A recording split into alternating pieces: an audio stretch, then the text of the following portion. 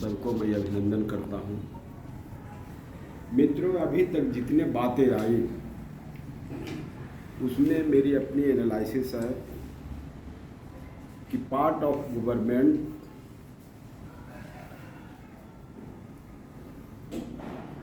और डेवलपमेंट की बातें आई और उसी में हम रिफॉर्म की बातें कर रहे हैं। सुधारात्मक कार्य कैसे हो, चाहे वो पुलिस मैनुअल की बात हो, चाहे जेल मैनुअल की बात हो, चाहे एट्रोसिटी की बात हो, चाहे आईपीसी की बात हो, ये हम रिफॉर्मिंग बातें कर रहे हैं।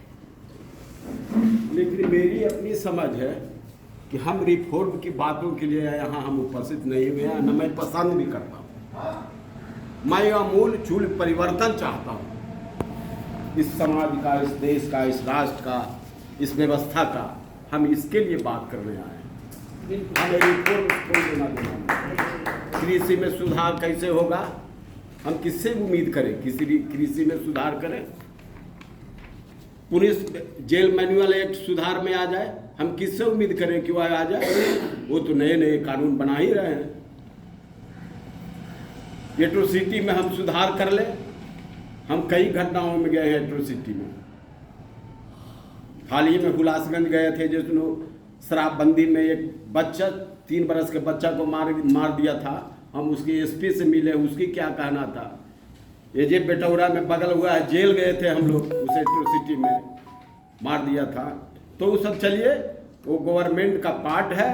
वो शासक वर्ग या शासन करना चाहती है शासक, तो हम उधर नहीं जाना चाहते हैं। टोटल अमूलचूल परिवर्तन कैसे हो, इसके लिए हमें क्या आयाम खड़ा करना होगा, हमें इस ओर हमें लगता है कि ध्यान देना चाहिए।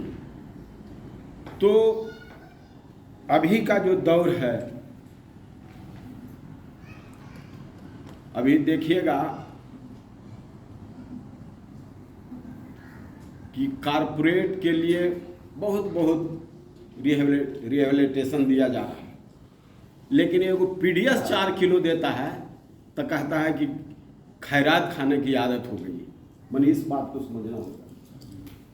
मैंने गरीबों का हक नहीं है कि 4 किलो अनाज हुआ शासक वर्ग वो दे, लेकिन 4 लाख करोड़ लेके इस देश से फरार हो जाए, उसके लिए देश के किसी को चिंता नहीं है। दूसरी बात यह मैं कहना चाहता हूँ, सारे साथी लोग बुद्धिजीवी हैं। फ्रांस की क्रांति के भी आप पढ़े होंगे, हिटलर के क्रांति के भी पढ़े होंगे, आपके चीन और उस सब के क्रांति पढ़े होंगे।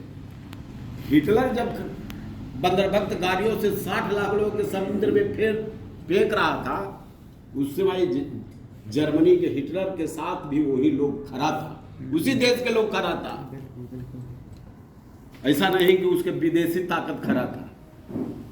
तो कहने के मतलब, जब एक वर्ग पर एक वर्ग का शासन चलता है, जुल्म चलता है, तो एक वर्ग उसके पक्ष में खड़ा होता है। उस वर्ग को आपको समझना जरूरी है। दुश्मन आप पहचानेंगे नहीं तो संघर्ष नहीं कर सकते। चाहे वह लाइन अम्बेडकर की हो, चाहे वह लाइन मार्क्स और लेनिन का हो, दुश्मन को पहचान तो करना ही होगा। और उस बात से यदि भूल से भी खड़ा है तो उस बात के छोर जब तक नहीं छूटेंगे तब तक न कोई सामाजिक क्रांति होती है। जब सामाजिक क्रांति नहीं होगी तो देश और समाज की व्यवस्था बदल नहीं सकती। इसलिए संपूर्ण मामले में मैं यह कहना चाहता हूँ कि आज कैसे जो शासक वर्ग है, जो सत्ता का नए कानून, सभी मित्रों ने कहा कि नए कानून, नए संविधान के आर्टिकल थोप रहे हैं, उनको हम मुकाबला कैसे कर सकते हैं, इसके लिए हमें आयाम बनाना चाहिए। और दूसरी बात मैं कहूँगा कि जब एक वर्ग देखिए आके बोलता है कि मोदी है तो मुमकिन है, मतलब सारी चीज़ों को बदलाव कर रहा है, अपने पक्ष में कर रहा है, पूंजीपतियों के पक्ष में कर रहा है। और मान लिया सामाजिक भाषा में कह दीजिए तो बहुत सारे बोलते रहते हैं स्वर्ण के पक्ष में कर रहा है या एक वर्ग के पक्ष में कर रहा है। तो इसलिए वो कहता है कि मोदी है तो मुमकिन है।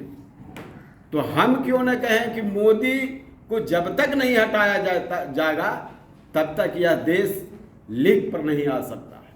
मित्रों, एक बात और आपको मोटा मोटी मैं कह देना चाहता हूँ। जब कांग्रेस की सत्ता थी, मनमोहन सिंह कांग्रेस के अंतिम प्रधानमंत्री थे, उस समय देश पर कर्ज मात्र 17 लाख करोड़ रुपये थे।